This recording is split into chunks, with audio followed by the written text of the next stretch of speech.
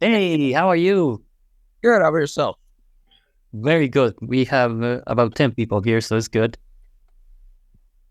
We're already recording, so thank you very much for joining. I think we have everything in order here. Should be speaker. Let me see. Yeah, speaker. Okay. So, hello, Brian. How's the weather over there?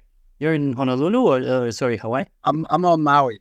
So I'm down in Wailea, which is sort of the southwest side of Maui, and it's always beautiful here. Well, over here, it's cloudy and cold. Yeah, year round here, the temperature varies between 82 and 85. Yeah, I know. But Toronto is cold. We'll get a bit of summer soon, but yeah. Yeah, spring's got to be knocking on the door there. Yeah. Well, this is our spring, actually. It's cold. But anyway, thank you for joining. Thank you for giving us your time for this. We're all very excited. So this is the April meeting for TPUG. Today we're interviewing Brian Dougherty, founder of Berkeley Softworks, the company that brought you GEOS for the Commodore 64 and other platforms. He was also co-founder of Imagic games for the Atari 2600 and I think the Intellivision too, and maybe some more consoles I don't know about. Games like Atlantis, Demon Attack, which I played, Dragonfire, and Cosmic Arc. An intro from me when GEOS dropped in 1986. For me, it was I'm from Argentina originally, but it was a super game changer. It was pure magic. Like, I had friends with Amigas that I was jealous of, but suddenly I had GEOS, and I'm like, I don't need to visit my friend anymore. I can stay home. GeoPay is pretty good. So I'm a designer, so yeah, GeoPay was my home. I did use GeoWrite a lot too, but anyway, I'm going to quote something, and I'll let you speak then. It's like, at its peak, GEOS was the second most widely used GUI next to macOS, and the third most popular operating system by units shipped, next to MS-DOS and macOS. So welcome, Brian. How did Berkeley Softworks start, or the idea of GEOS, or whatever you want to start? So it's interesting. I mean, actually, the idea of GEOS we had back before the Commodore 64 was launched. When I was at Imagic, one of the engineers from Commodore came by our booth because they viewed the C64 as being definitely a games machine, and so they came to Imagic as a games developer. I mean, it's both a home computer and a games machine. And the graphics chip in the C64 is actually very similar to the Intellivision. And I worked at Mattel on the Intellivision, and they had basically taken a lot of the good ideas in the Intellivision and improved upon them. So the background system was capable of doing smooth scrolling, via changing the index of a card system. But it was better than television in that every card could be individually mapped, so you could essentially make the whole screen a bitmap, which is what let us do GEOS. The sprites had more color capabilities and better resolution, more color capability. So they came to us, to pitch us on writing games for the C64. But as I started going through the specs for the C64, I realized you could actually do. I had a friend who worked at Xerox in Palo Alto, who had done kind of the product to the Mac, the Xerox Star system. And I'd always loved that. I thought it was, just amazing what they were doing. They had the right idea, just too far ahead of the curve, because in the time frame they came up with the whole graphical user interface for computers, the cost of RAM was so expensive that those workstations were about 10 grand. And we're talking 10 grand, $70. So they were crazy expensive. Yeah. So Xerox's GUI never took off, but I thought, boy, you could actually do something like the Xerox Star on this machine Commodore's going to come out with, and it's only going to be, originally I think they were talking about $500, and it got cheaper from there. So we actually went and pitched, myself and the CEO I was VP of engineering at Imagic. Myself and Bill Grubb went and pitched Tramiel, who was the president of Commodore at the time when they were launching. Oh, wow, yeah. On doing the operating system for the C64. And I basically made a pitch about what I thought we could do. And then the operating system will also be designed to have a very good game operating system, game exec, so that you could easily develop video games. And we finished the presentation, and I was still pretty young then. I think I got out of college and I went to work for Mattel. Was there for 2 years, and this was probably a year into Magic. So I'm only 3 years out of college, right? I'm kind of a young kid, and I get done making my whole presentation, and he goes, "Yeah, well, that sounds really interesting. How much you want for this software?" And I think we were asking for like $2 a unit for the operating system. And Tramiel in those days, software wasn't really appreciated yet. Yeah. Before people viewed software as being the most important thing, it was exactly. Very much it was all about the hardware. And Tramiel goes, "You want a royalty?" I mean, it sounds like a good idea, but I'm not going to say lie back and fuck me. And I'm like, I can't believe an executive is like, talking like this. Yeah. I'm totally shocked at his bluntness. And so anyway, that never happened, So I go back to Imagic. And then unfortunately, the whole video game industry went off its cliff in 82. Supply met demand like a brick wall. Nobody knew. It was the first wave. Nobody knew that you needed to have a second generation console coming out, as you reach saturation. The first generation console. So the whole industry was just riding the Atari 2600 and to a lesser extent the Intellivision.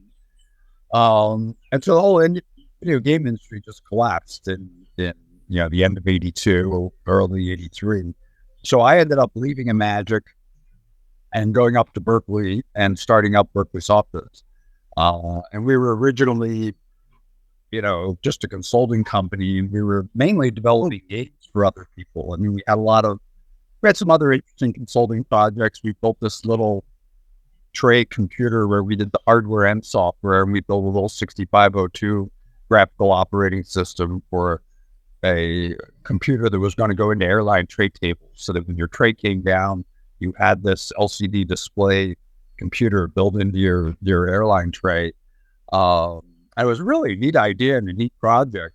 And it was a company in Silicon Valley was partnered with United Airlines to do it.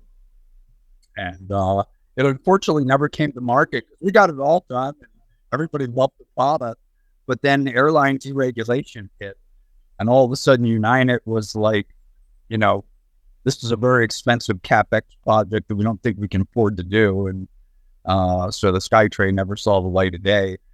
But in working on that project, since we had chosen to use the 6502, which was the processor that was in the C64, by this time, the C64 is launched. It's been out there a couple of years. It's gotten to a pretty large installed base.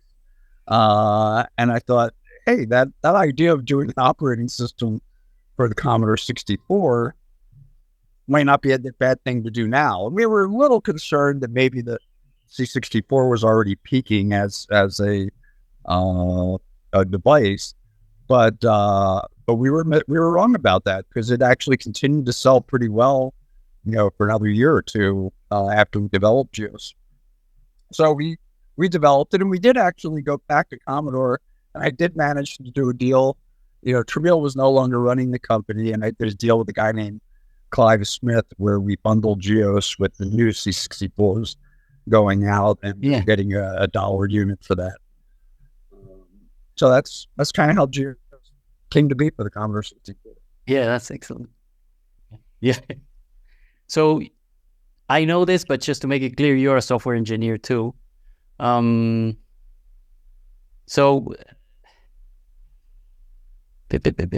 I'm not sure you remember this, but I think you said this. Well, yeah, you just spoke about it anyway. Yeah, the Commodore 64 was a perfect for GEOS back then because it had the power to run that. So what I love about this, yeah, sorry. I was going to say, to do a GUI, you needed to be able to have a fully bitmap screen. And while the C64 wasn't a nice linear bitmap, you could treat it as a bitmap with the card system that they had. You just had to be a little more clever software in how you wrote the bits. Yeah. I don't know if back then you realized you were doing this, but I think they call this now the blue ocean strategy, which is like you went a different direction that everybody else was competing over here. You guys were in your own. Am I right? With the C64, you had no competitors there, did you? Right. Because, as I said, the C64 was already a pretty mature machine. And so there weren't, there were a fair number of software developers, but mainly people writing games. Exactly, yeah.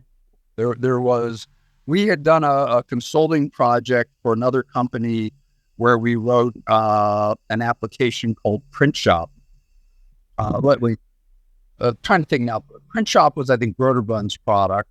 And then there was another competitor in Berkeley who we wrote a product called Print Master for.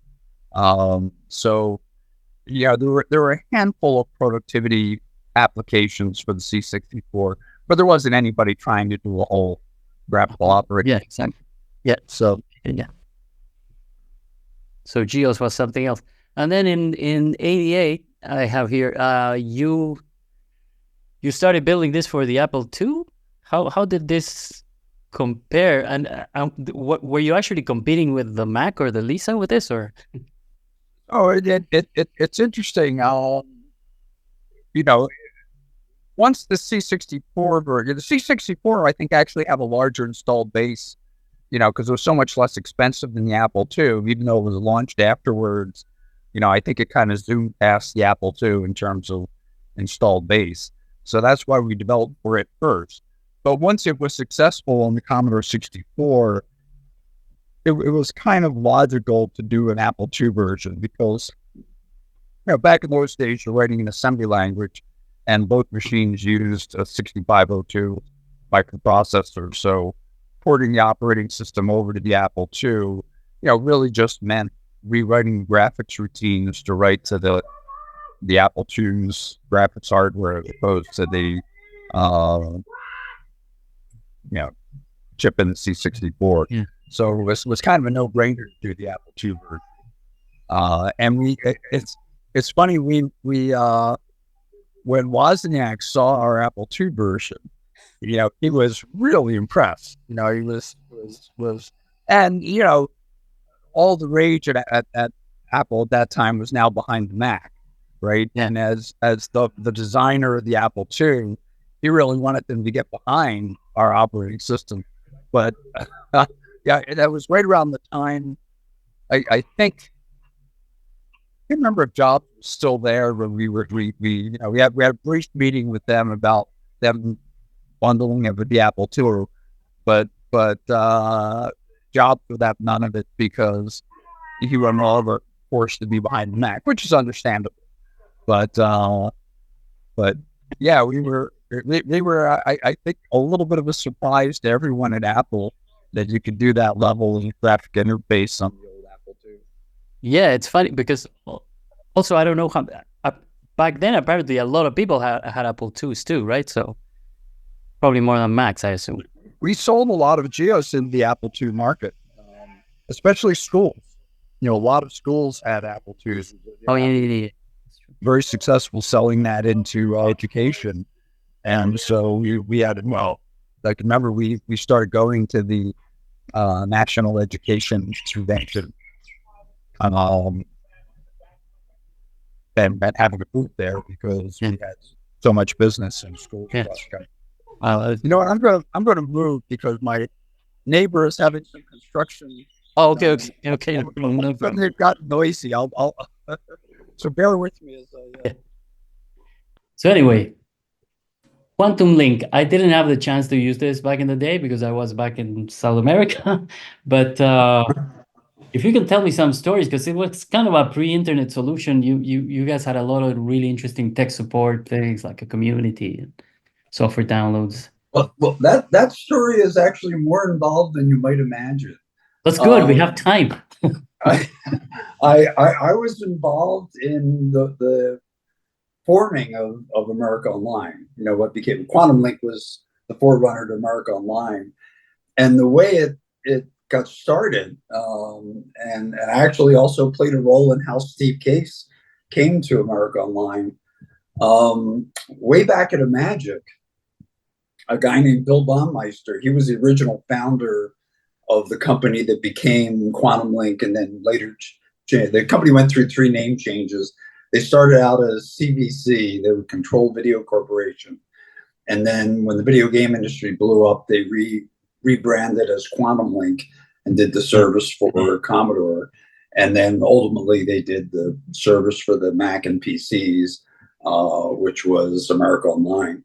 But way back when the company was just getting started, and the guy was out trying to raise seed money, this guy, Bill Baumeister, comes out and visits Imagic, and he goes to our CEO, Bill Grubb, who was a sales and marketing guy, and starts to pitch him on Imagic working with them to do an online service for video game systems. And Bill did never heard of online services. I mean, this was 1981, I think, 81 or 82, probably 82. So he asked me to meet with this guy. So I meet with him. We go out to dinner, and he was really a character. I mean, kind of almost like a real showmanship. He was, kind of reminded me of like a P.T. Barnum kind of guy. And he had worked at one of the early timeshare computer companies, and he had this idea to bring timeshare computing, online computing and email and all of that to the mass market through video game systems. Because this was before home computers had any real penetration, right? If you're talking late, he had this idea, I think, starting in like 1980, and the penetration of the Apple II, and because it's before the IBM PC, right? There was just hardly any home computers, but he was looking at all these video game systems, and so he had this idea to put a cartridge in your VCS or your Intellivision that was a modem, right? You plug that into your phone line, and then you would get onto an online service. And they built it. So anyway, that was their idea. And the same head of technology that was there through everything, through CVC, Quantum Link, and America Online. Kind of drawn a blank on his last name, but it was Mark something. I met with him as well, and I was sold. I remember thinking, this could be really, really cool. I could see everybody, ordinary people being able to do email, and so much better than snail mail and all of that. And so I convinced Bill Grubb, our CEO, for us to put $100,000 seed investment into CVC. And because we were making that investment, our lead venture capitalist was Kleiner Perkins, and they also put $100,000 seed investment in. So CVC actually got up and running, and they had a cool little online service that worked with the video game system where you plugged a cartridge and modem in. Wow. But unfortunately, they were launching it right at the time the video game industry was collapsing. So retailers didn't want anything to do with video games. I mean, the bloodbath for retailers of how much money they lost in the Christmas of '82 season, where they overbought inventory for video games, is almost legendary. And so CVC had to retool, and they kind of were casting about for a new platform to do an online service on, right as the Commodore system started to emerge. So they were just getting traction on the Commodore right around the time we were launching GEOS. And so, of course, I knew these guys from having made the seed investment. And so we bundled Q-Link with GEOS, and and we used it for customer support. And we even had a service where people could get things laser printed in very high resolution through Q-Link. And so that was just a continuing partnership that went all the way back to the Imagic days. And they actually came to me to write their original PC client because I was going to say, the way Steve Case came to the company was Imagic was going public in the fall of '82, and Steve's brother Dan was a young associate at Hamburg and Quist, which is one of our underwriters. And so Dan actually went on the road show with me and Bill Grubb.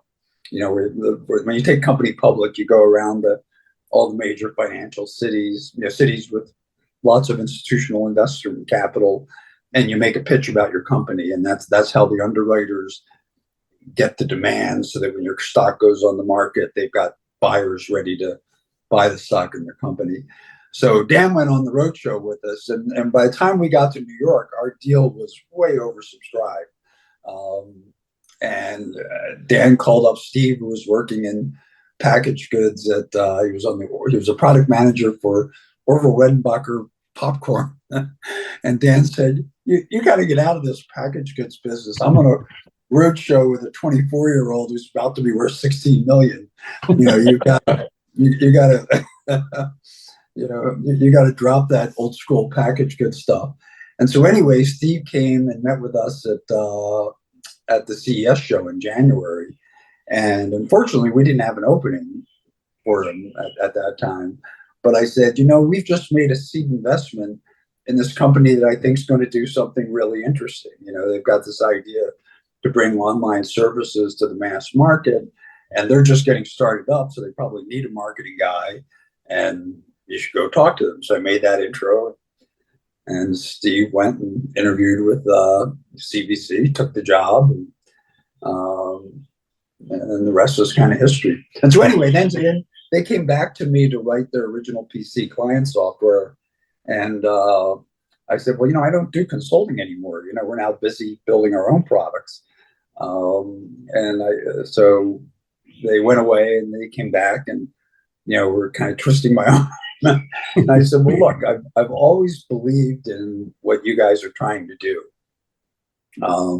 but you can't pay me enough to do this, but I'll do it for equity. If you give me, and so I asked for 5% of AOL, and we haggled, and I ended up getting 3%. Wow. And that's kind of a sad story, because by the time they went public, I had raised some venture capital into Berkeley Softworks to launch our PC product. And I was gone out for another round of capital. And the VC said, why are you trying to raise more money from us when you've got this Mark Online stock? You should just sell that. And so I ended up selling my AOL stock for like $2 million to fund the launch of PC GEOS. And at the time they merged with Time Warner, that AOL stock would have been worth $1.5 billion. Oh my God. So yeah, I have a lot of brushes where I made decent money in Silicon Valley, but I could have made some serious money if cards had fallen slightly differently. So anyway, that's kind of the whole Merck Online Quantum Link story. We did write their PC client software for them, and that was a fun project. Okay. That is really a really cool story, actually.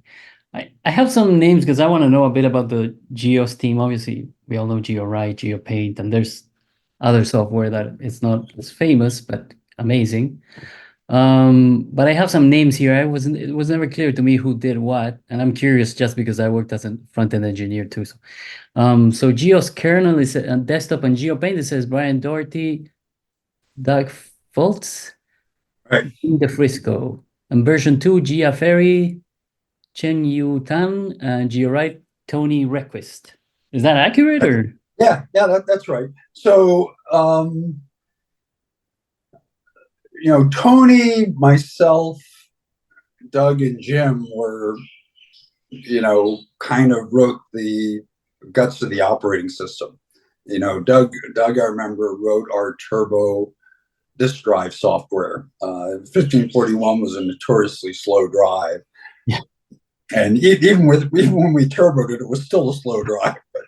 But you could make it about 3 or 4 times faster by downloading code into the drive itself and rewriting Commodore's native drive management software to be more efficient. I wrote most of the sort of operating system guts of the system, the task management and all of that. Jim DeFrisco was kind of our main graphics routine guy. He and Tony wrote the proportional font code.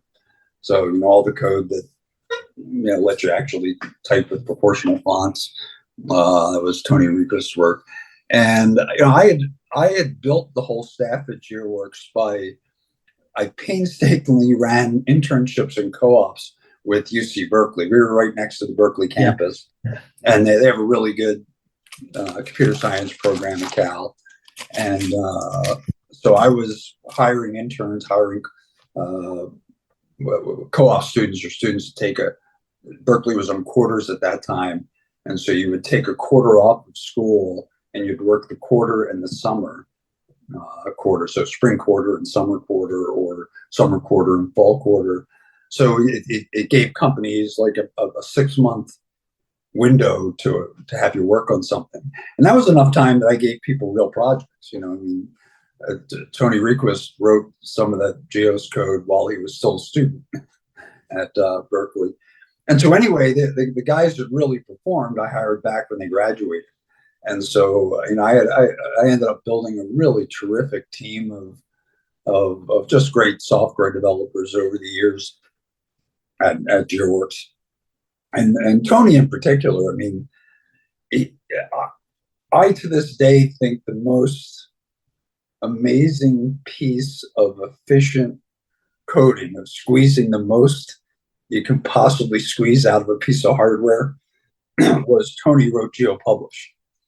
And I don't know how much you used GeoPublish, but what GeoPublish did on a 1 megahertz 8-bit 64K machine was nothing short of miraculous. It supported most of what was state-of-the-art desktop publishing by Adobe on the Mac was done on this little 1 megahertz 64K machine. You had left and right master pages. Your text flowed across columns. You could have columns continue on different pages, like you would have in a newspaper. What that program squeezed out of the C64, even though I had worked on much of the Commodore GEOS stuff myself, I was astonished at what Tony did with GeoPublish. It was really an amazing piece of coding. I never got a chance to play with GeoPublish, but I worked as a graphic designer in the 90s, so I'm amazed you didn't give GeoPublish a try back in the day. Yeah. Although, to be fair, in order to squeeze that much out of a Commodore 64, there was a lot of we had a kind of virtual memory system. So we could write programs that were bigger than the 64K and, swap chunks of code in and out. And that made it a little slow if you didn't have a RAM disk. It was a phenomenal program if you had a RAM disk. If you didn't have a RAM disk, it might have been a little tedious to use. They're all impressive. GeoPaint and GeoWrite. I had a question. So, most of these developers, at least the first ones, they all came from gaming then, from Intellivision or Atari? So Doug actually had worked for me as a game programmer as a student. So I was running that same kind of co-op program at Imagic. And so Doug Fulch worked for me at Imagic. Jim DeFrisco wasn't out of the game business. Jim was actually writing software for Lawrence Livermore Labs, which is so he was working on graphic software, but for this big government funded, lab out in Livermore. But he's actually my brother-in-law. Oh, wow. And was also, Jim DeFrisco was also an ECS student at Berkeley. So we knew each other from several different vectors. Yeah. And then Tony was a computer science major at Berkeley as well. He never worked in the game industry.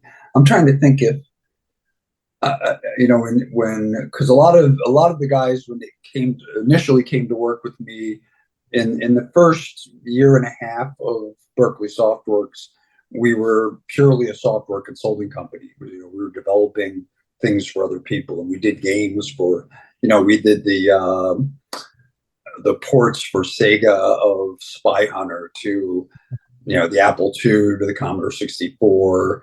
I think we even did an IBM PC version.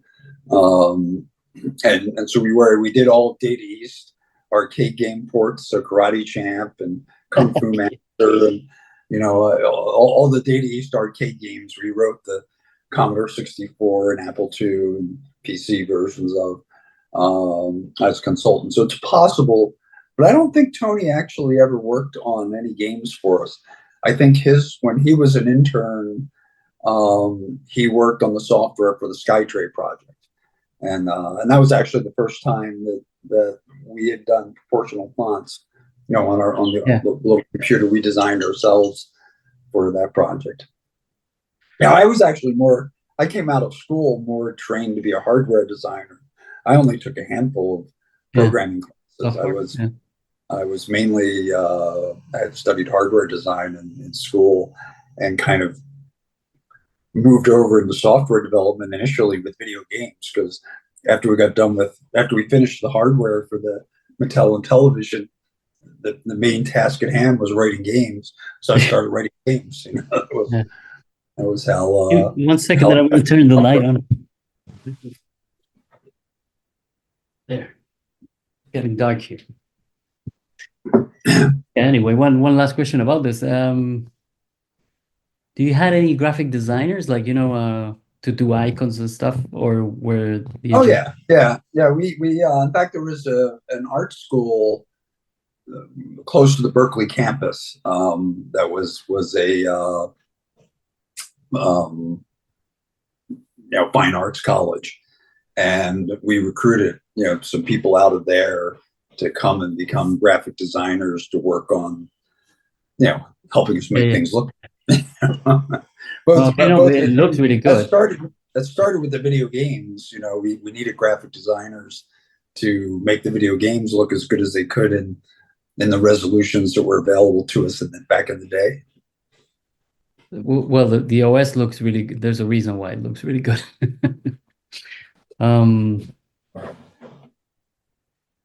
Well, we spoke about GeoPublish. So one last thing, and then I'm going to open it up for questions. Well, you know what? Let's go to the one that is the most fun to me. At some point, Microsoft tried to purchase GEOS. Is that true? Yeah. So we actually haven't talked much about PC GEOS. The PC GEOS sort of came about because we realized that the Commodore 64 was nearing the end of its life. The IBM PC had emerged and now become the dominant home computer. And so we were looking at the early efforts that people had made to do a graphical OS on the PC, and they were pretty paltry. You had Digital Research had done, I forget what they called their product, but they had done a kind of graphical OS, and the Windows 1.0 and 2.0 products were really poor. They were cooperative multitasking. They were slow. For what the hardware was, we thought, geez, we've been working on a 8-bit 64K system. We think we can do an awful lot with 640K and a 16-bit processor. So we decided to take a shot at developing graphical OS for the PC. And and we didn't look to port the 8-bit stuff. We, clean sheet of paper. And we sort of had the good fortune of, we had been developing all of this time, all of our internal development was cross development done under Berkeley Unix.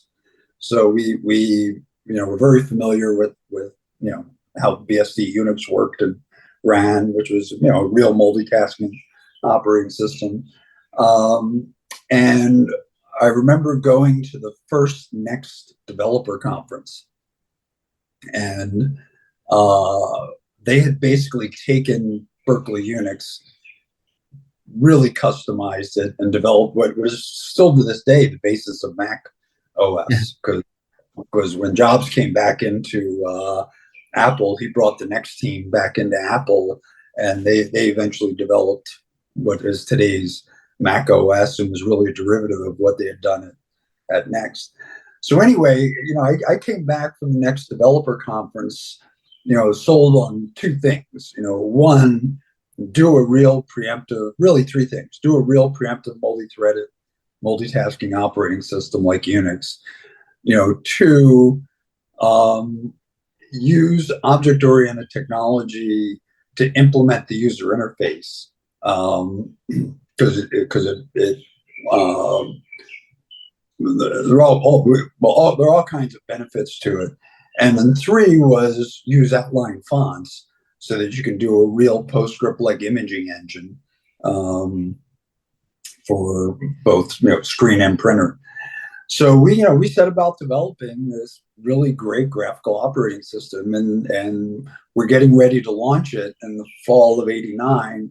I was out showing it to analysts, and Gates got wind of this, and so I was sitting at then Microsoft wasn't the behemoth they are today then, right? Because this is Microsoft pre-Windows being successful. So and that day, the only successful product they had was MS-DOS. They had tried to do a few other products, but their spreadsheet hadn't made a dent in Lotus 1-2-3's market share, and their word processor hadn't made a dent in WordPerfect's market share back in those days. But they were a pretty successful company. They were big compared to us. They were licensing DOS to all the PC manufacturers in the world. But Windows 2.0 was not getting any penetration. It just didn't run well on the hardware of the day. So anyway, I get a call from, and I answer the phone, and a woman says, "Can you hold for Bill Gates?" And I first thought somebody was pulling my leg, but then Gates comes on the line. Hey, I hear you guys have done a really interesting graphical operating system. I'm wondering if you'd be willing to come up and talk with us about it. So I said sure. I went up there, and Gates was actually very charming. I gave him a demo, and we were doing, it was a full preemptive multi-threaded operating system in a time frame that Windows was still cooperative, and Windows and the Mac were both still cooperative multitasking. We had this, incredibly cool, flexible UI system that we developed, where unfortunately this never saw the light of day, but we actually had developed a UI library that looked exactly like the Mac. And so we had in our preference manager, when that UI library was installed, you could go from running our Motif, which was kind of more like Windows looking UI, to running a UI that looked exactly like the Mac, just by switching the UI mapping library. Because the way the technology worked was applications had a tree of generic user interface objects that kind of defined what the application needed from the user. So, I need the user to make a choice from a list, and that list might be a drop-down menu, might be a pop-up dialog box. That was determined by the specific UI. And you could specify hints, but so without recompiling the application, if you change the UI library, the whole system would reboot, and everything would just run now with a completely different user interface. It was an unbelievably cool technology. And we had outline fonts. And this is outline fonts. I was demoing this to Gates in November of '89. they didn't get outline fonts into Windows until Windows 95. So, I was showing them, we had little demos where we were writing text in proportional fonts at, spinning it around at every angle. We had two rotation translation and scaling matrices, one associated with the document space, one associated with the user interface space. So you could, all the stuff that you see today, and like, the way you can pinch zoom and stuff on your iPhone, this OS supported all of that. Wow. So Gates was super complimentary. He was like, wow, everything you guys have done is stuff we clearly would love to get into Windows.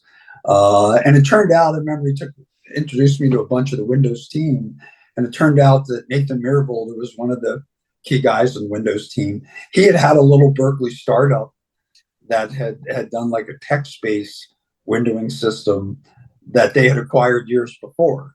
And so Myhrvold was telling me, it was great to come to work for Microsoft. And so anyway, I get the tour of the campus and stuff, and I'm thinking, it might not be the worst thing to partner up with these guys. And then we go in and we meet with Ballmer, and Ballmer says, look, Bill says you guys have done some really neat technology here. I'm gonna be honest with you. You got three choices. You can sell to us, you can license to us, or we have to put you out of business. I remember being a little taken aback by that. Although I didn't feel he actually reminded me of my older brother. I've got a brother that's 6 years older than me, and it wasn't like he was trying to be mean. He was just being matter of fact, Yeah. And so anyway, I actually feel like it's a tragedy for the world that we didn't sell to Microsoft in 1989, because I think of all the blue screens and all the time that people waiting for Windows to boot, that we could have like reduced by a factor of 10. Absolutely. Microsoft. It would have looked better too. and yeah, we could have made Windows look better. Well, the start menu that came out in Windows 95, we had that in that OS back in 1989. Although we had it in the upper left and they had it in the bottom left when they finally came out with it in Windows 95. But that was 5 years later. I mean, yeah, exactly. We could have gotten them way ahead. Unfortunately, I come back home, and my lead venture capitalist, this guy named Bruce Dunleavy from Benchmark, who was a great guy, but before he'd become a venture capitalist, he'd work at Goldman Sachs, and he was the young associate that went with Gates and Ballmer on the Microsoft Roadshow when Microsoft went public. So he was super familiar with Microsoft, and he basically says to me, look, Brian, if you really, really want to sell, I'll support it, but I'm going to do everything I can to talk you out of it. He said, I know those guys, I went on the roadshow with them. I'm convinced we can beat them. And what I didn't realize at the time, I think by this time I'm like 28 years old, maybe 29. What I didn't realize was, to him, because in those days, I think we would have sold to Microsoft for somewhere between 30 and 50 million. And to him, well, that would be a decent return on investment. It's nothing like if you steal the whole desktop OS business, right? If we had actually succeeded in displacing Windows. And so he was willing to swing for the fences for that, because I'm one of, 20 companies in their portfolio.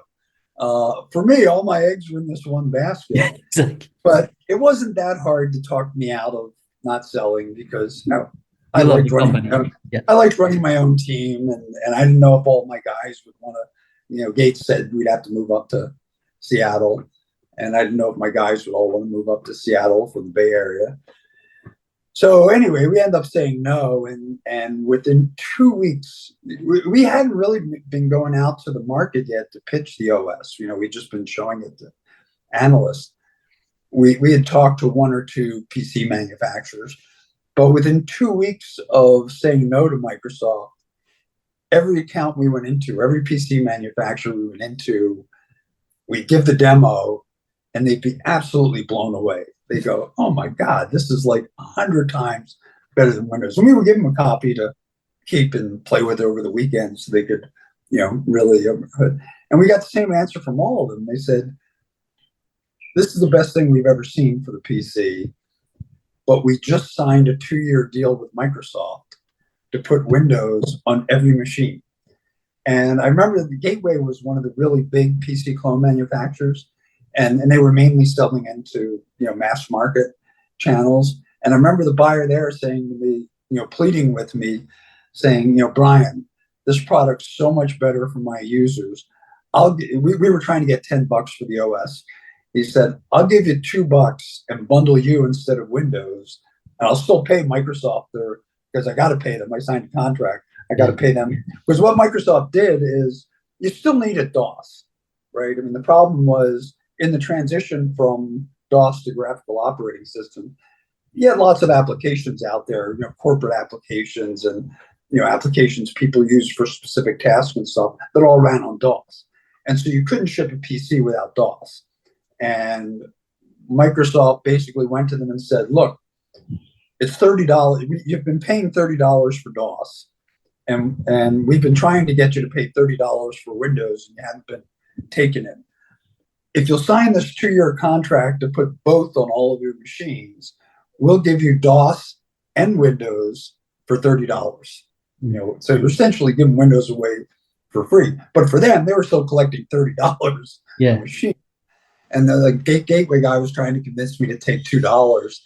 And in today's venture capital world, we'd have done that deal. We would have given the OS away, because today it's so much easier to raise money that we could have raised the money to fund the company till the Microsoft contracts expired. But back then, I just couldn't make the numbers work. I couldn't support the. I built a pretty big software development team by this point, and I just couldn't see how to support the company on $2 a unit. So that's how Microsoft drove us out of the exactly. PC space. It was a tragedy. Yeah. Hey, Tim, can we unlock so people can unmute and ask questions? One at a time, though, but yeah.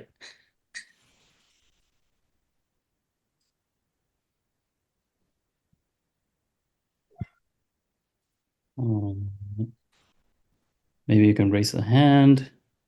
Let's see.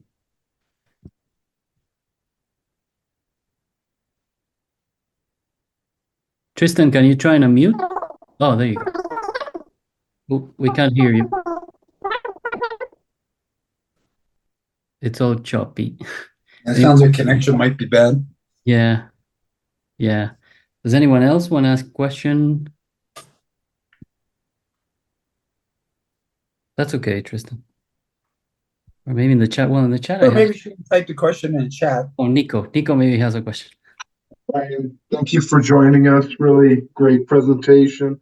What was your other experience you had with Jack Tramiel after that? Did you have any other contact with him? I did not have any more contact with Jack. We were working with Commodore. It wasn't long after we did the GEOS deal with, I think right around the same time was when he retired from Commodore. And so, the chairman of Commodore all along had been a guy named Irving Gould, and the VP of business development was a guy named Clive Smith. So we did the Commodore GEOS deal with Irving and Clive. And then I did have one more, around the same time we were doing PC GEOS, we had a discussion with Commodore about doing the operating system for the Amiga. And so we would have, if we had gotten to a deal, we would have, developed the Amiga operating system. But that never, I can't remember now why it didn't come together, but they probably were balking at the royalty. I'm a big fan of the Imagic. I love those cartridges, how they look much more different than the other cartridges. What was some of, How did you get in to figure so prominently with the Atari 2600? What was your connection there? So it's funny, I actually um, worked at Atari as an intern the summer that they launched the 2600. And it was also the summer that they sold the company to Warner. And I can remember, I was just a, electrical engineering student at Berkeley working on the lab on QA stuff when the first 2600s were coming off the line. So I was doing some statistical failure analysis as my summer job. And I can remember Nolan Bushnell walking through the lab, almost giddy because he had just sold the company for, I think, 28 million. And I think he owned over half the company. And again, we're talking, this is like the summer of 76 or 77 when, 28 million would be like selling for hundreds of millions today, And so I had some interaction with Atari guys then. Then when I was at Mattel working on the Intellivision, I was actually sharing a beach house with a guy that worked in marketing at Mattel. And Mattel went through this thing where when I went to work, we were a small group. I was the first engineer that the VP of engineering hired. And we were this little group, literally in a chicken wire cage in a corner of the warehouse where they used to make Barbies. Behind the main office building, the toy people all worked in nice offices. We were in these just steel desks in a cage in a little cordoned off area of the warehouse that, they had moved Barbie manufacturing offshore. And so they had this big warehouse that they didn't have anything else to do with. And so this startup and television group, was in there. So, but then we launched and Intellivision became wildly successful. And, we went from 0 to 500 million in 1 year of sales. We became half of Mattel's revenue and 3/4 of their profit. So now all of a sudden, a couple of things happened. My buddy who's working in marketing, he'd come in right out of grad school and was reporting to Jeff Rockless, who was the president, and doing all the marketing himself.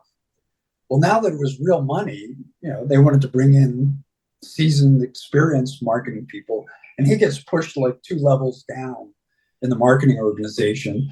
And the last straw for him was he was in a meeting that, for new TV ads that a few months before he'd have been running the meeting, and he's in the meeting and the new VP of marketing sends him out to get coffee. So he comes home and starts talking to me and saying to me, and Activision had just started up and become successful. And he starts saying to me, hey, Activision's doing Atari games. Why don't we leave and start our own video game company just doing Intellivision games? You can head up the software development. I'll do the marketing and business development. And I was going, I don't know about my boss that I worked for at Mattel was an absolute genius. I mean, this guy, he looked like Yoda, and he had wisdom like Yoda. He had gotten his PhD at Carnegie Mellon in computer science and electrical engineering. He taught at Stanford. He'd run that Rockwell's Minuteman missile project. He had developed some of the early arcade game hardware, and he'd retired. And Mattel went and, basically twisted his arm, got him out of retirement to come in and head up the Intellivision development. And I was just learning a ton from this guy. And what happened was, when we started making all this money, somebody in the toy company, one of the top executives in the toy company, said, well, this is where all the money is. I got to get in on this action. And he decided that he was going to come in and take all the game development. And I had transitioned from working on the hardware to writing games.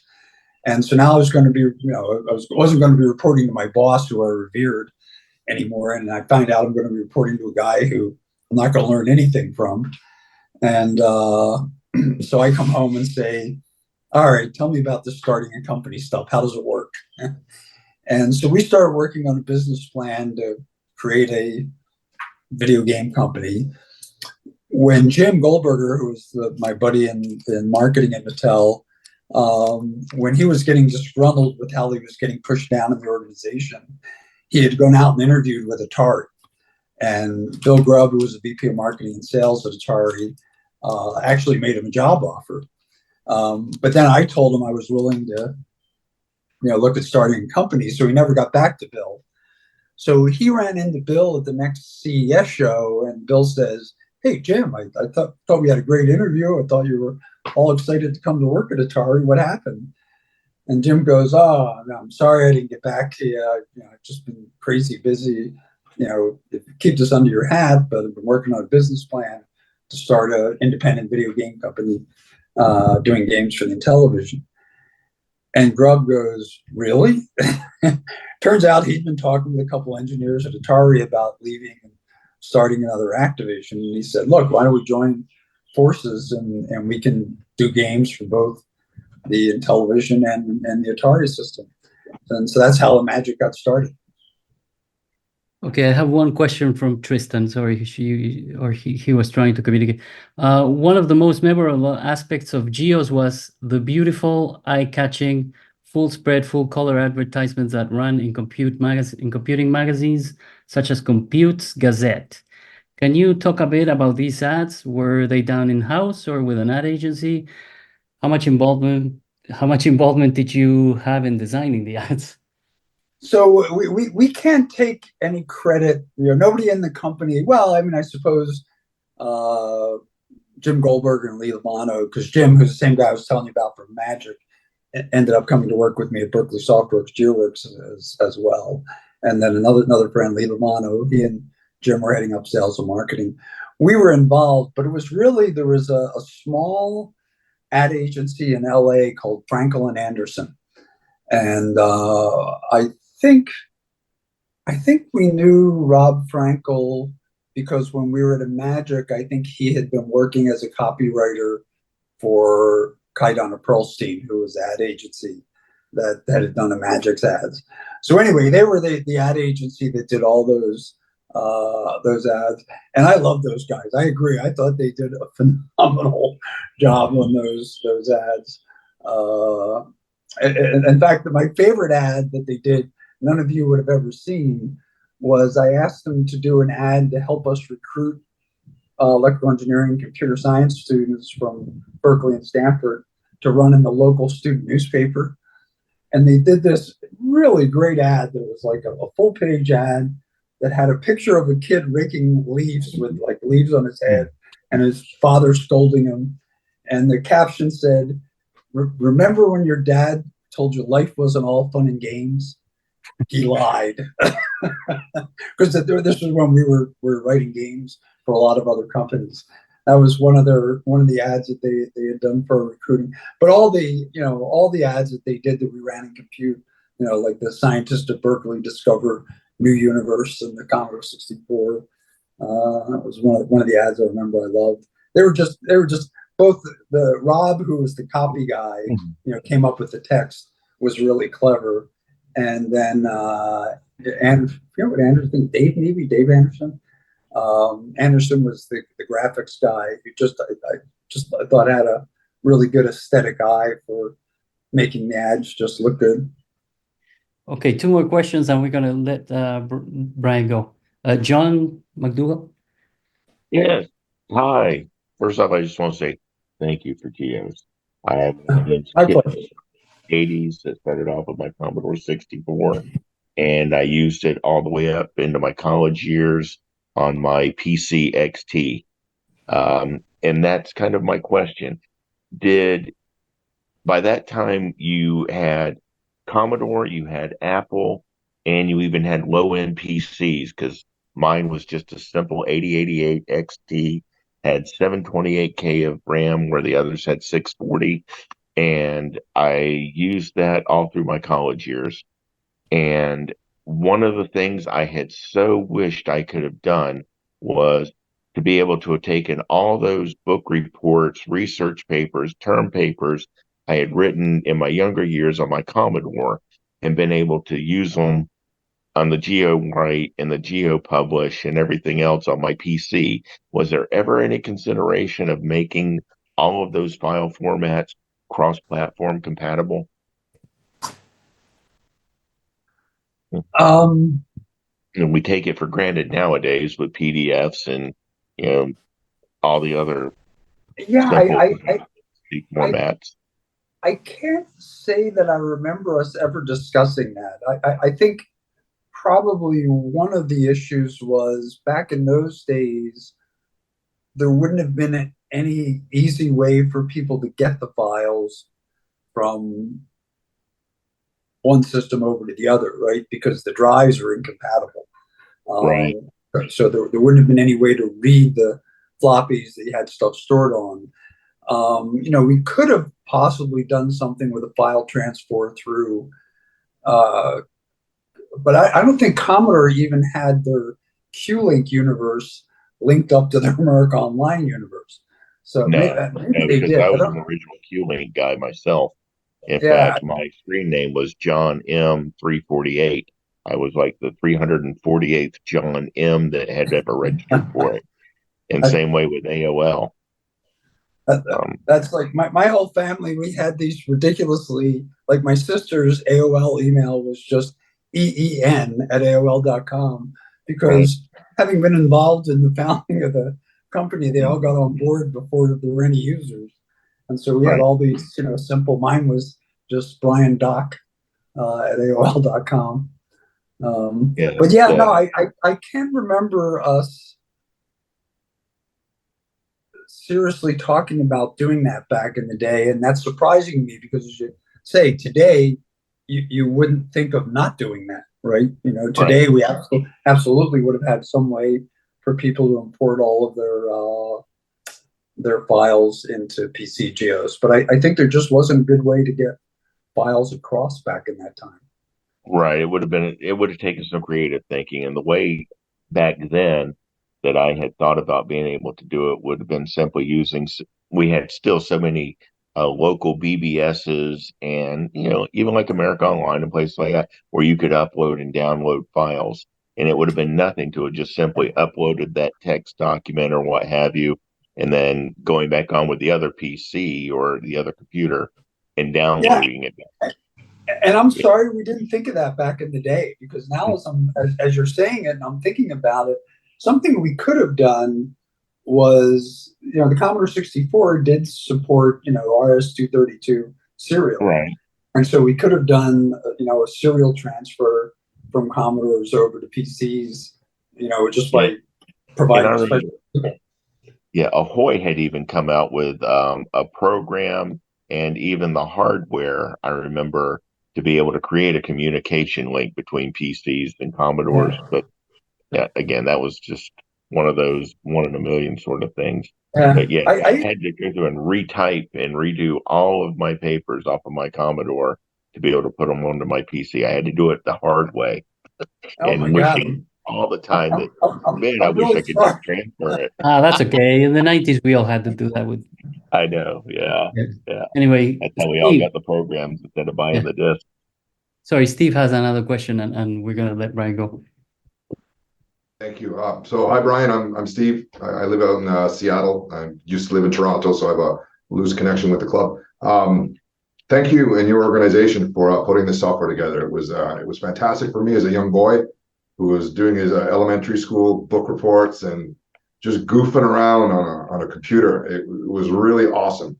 I'm a software developer professionally now, and one thing I really never got into on the Commodore 64 as much as I should have was like low-level development. I would goof around in BASIC and write some utilities. And I do know that GEOS has at least 2 titles that enable development for the platform. I think the GeoBasic is the one that's more memorable for me. And I think there was a GeoProgrammer as well, something to that effect, and it was much more lower level. I'm wondering if you could talk about the history of those and what the goal was in general for releasing those titles. So GeoBasic was kind of, kind of like Visual Basic, right? Kind of like Visual Basic on the PC. You could, create GEOS apps and take advantage of the operating system's support for menus and icons and writing with proportional fonts and things like that. GeoProgrammer we really developed for more serious developers, because if you're going to write something meaningful for the Commodore 64, you pretty much had to write an assembly language. The hardware was limited enough. You needed to squeeze every bit that you could out of the system. And GeoProgrammer, if you had a RAM expansion unit, was actually a pretty amazing little development system. It wouldn't really have been usable. We probably should have put a caveat on the box saying, don't attempt this without a RAM expansion unit, because it would have been painfully slow. But with a RAM expansion unit, it was a pretty amazing assembly language development environment for developing GEOS apps on the Commodore 64.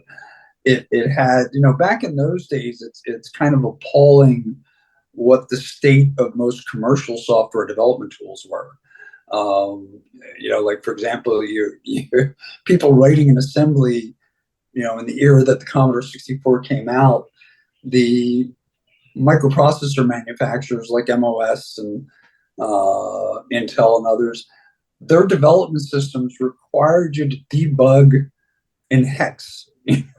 You didn't get a symbolic disassembly of your code when you're single stepping and trying to see what your code was doing. You just got numbers, and you had to kind of know the opcodes and keep track of all this. Or actually, they would show the instructions, but with no symbols. So they would show that load A, or load A comma Y. But when you were loading any variables or referencing any memory locations, you just got the hex addresses of the memory locations. So GeoProgrammer actually, let you write your applications in GeoWrite. And you could do things like, when you wanted to include an icon, you could design it in GeoPaint and paste the icon in line in your code right below the routine that would put the icon up on the screen. So it was a pretty amazing development environment for the Commodore 64. As I said, we had been doing all cross development. So we had Unix terminals, going into we were all in the same BST Unix mini computer. So, everybody was on the same email system, could share code, all of our files were stored in one place. And we built an in-circuit emulator that let you download from the Unix environment, when you assembled and linked your program in the Unix system, you could then download it into this in-circuit emulator, which would let you then debug the application running on the Commodore hardware. And you basically plunked out the 6502 processor in a vanilla Commodore 64, and you stuck in a ribbon cable that had all the same pins and went over to our in-circuit emulator. And so we had developed a really nice symbolic debugging environment where you could single step through your source code and do all of that, and look at all of your, have a static row of variables that you wanted to see changing as your program was running. We had all of that in our environment, and we basically replicated all of that in GeoProgrammer. It was kind of a shame that it didn't launch till towards the end of the life cycle, because some people did do pretty amazing things with that. In fact, there's a guy named Jim Collette who wrote some GEOS Commodore games and things, and I was so impressed with what he did with GeoProgrammer, I ended up hiring him into a later startup called Wink Communications that was doing interactive TV stuff. So, but if we'd have come out with that right when we launched GEOS, I think we would have seen more third-party development Sure. For GEOS than we did. Great. Okay. Thank you so much. Yeah. Hey, thank Oh, you. my pleasure. It's been a very fun stroll down memory lane Yeah. for me. Thank you very much, Brian. Yeah, thanks for attending and thanks for taking the time. Yeah, no, but I'm just sitting here in Hawaii. It's one nice day after another. It's, Yeah. Okay, great. Brian, sorry, may I ask one more question? Sure. Who owns the copyright to GEOS now? Excellent question. The So I ended up leaving GeoWorks to start Wink, which was this interactive TV company, and it's kind of a sad story because as I said, we had built an unbelievable staff at GeoWorks, and even though Microsoft drove us out of the PC business, we ended up, when that happened, I kind of looked around and said, all right, I've got this great operating system team. What's the next opportunity? And I sort of identified phones and cell phones and TVs as being the next two things to get computer intelligence added to them. And so we first got traction in the cell phone space. And we actually did a smartphone with Nokia that never really sold that much in the US because the US cellular data infrastructure was very poor back in the early 90s. But in Europe, they'd already launched GSM, and Nokia sold over 1 million of these smartphones. And I'm 100% convinced if I hadn't left what happened was, even though we got this deal with Nokia and we started working with them to build smartphones, and we came out with a smartphone in 1995, right? This is more than 10 years ahead of the iPhone. Even though I had created this whole new opportunity, several of my venture investors' noses were out of joint because Microsoft had beaten us out, right? They basically looked at it and they'd invested in us for a shot to take over the PC desktop operating system business, and we failed at that. So they wanted to make some changes, and they came to me and wanted to replace my president chief operating officer, which I didn't think was fair. Nothing he had done had anything to do with what Microsoft did to us. And unfortunately, I ended up agreeing, and I had on my board at that time Eric Schmidt, who he had been a grad student at Berkeley when I was an undergrad, and this was years before he went to Google. Eric had been at Sun Microsystems at the time, and so I actually had suggested bringing him in as the new president, and the board was all on board with that. And so we had a kind of a handshake agreement. And at the last minute, he gets offered the CEO job at Novell, who at that time was the big company in PC networking. And he said, Brian, I was excited about coming to GeoWorks, but Novell's already a public company. It's a big opportunity. I can't pass it up. So he goes off to Novell, and one of the venture capitalists brings in this guy named Gordon Mayer, who had been like a director of marketing at one of their failed companies. So this guy comes in as the president and chief operating officer, and we immediately start knocking heads.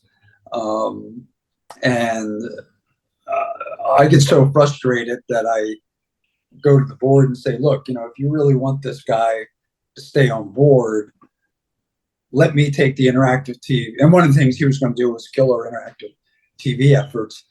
I said, let me take the interactive TV efforts. I'm really an engineer at heart. I'll leave, start a new company. You can promote him to CEO and, have at it.